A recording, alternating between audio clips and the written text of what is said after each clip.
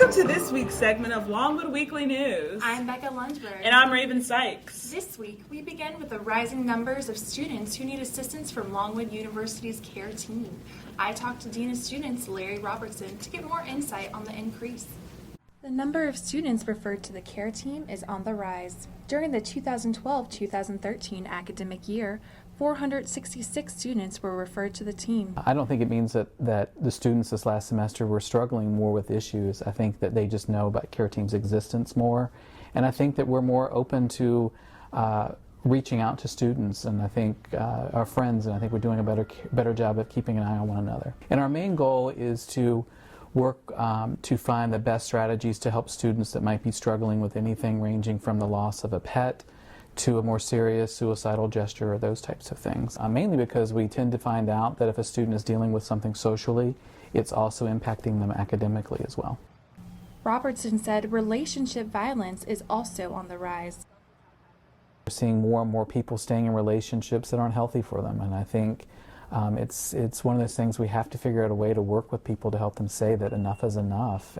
We're seeing more and more students who are struggling with panic attacks. We're seeing more and more students struggling with general depression. We're seeing this nationally. Longwood is by no means the only institution that's dealing with this.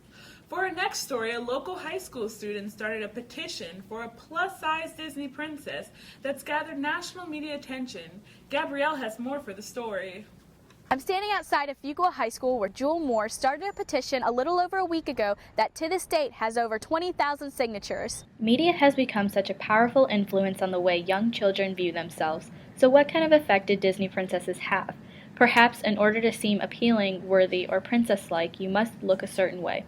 But not to 17-year-old Jewel Moore. Growing up as a plus-size child, she understands what it's like trying to find a positive representation of plus-size females in the media. I think Disney films are so influential that they can be leaders in changing this perception of body image in the media.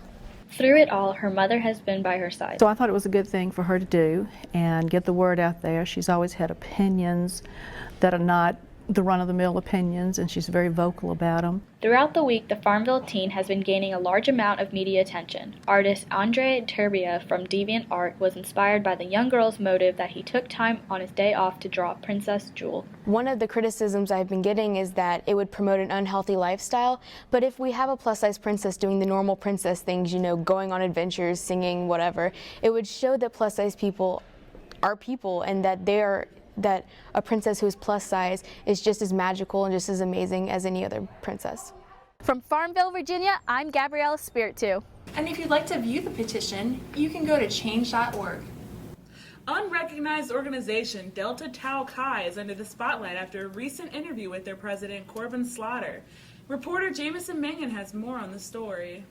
Longwood University's campus features a variety of opinions, and Corbin Slaughter, president of unrecognized group Delta Tau Chi, expressed views on pledging that conflicted with those of the Office of Fraternity and Sorority Life. In an article about university recognition in the February 5th issue of the Rotunda, Slaughter stated, "There's a definite reason why the military still hazes." If we're addressing specifically the hazing and all those kind of questions and kind of comments about having a structured process that breaks you down and builds you up as a person, I think that the root of fraternity and sorority life is brotherhood and sisterhood. It's friendship and, really just brotherly love. Delta Tau Chi member Jacob Kingery held slightly different views from his president. The whole military hazing thing, and that's not true. We have ceremonies and traditions like any other Greek organization, but it's nothing that would constitute hazing in any way.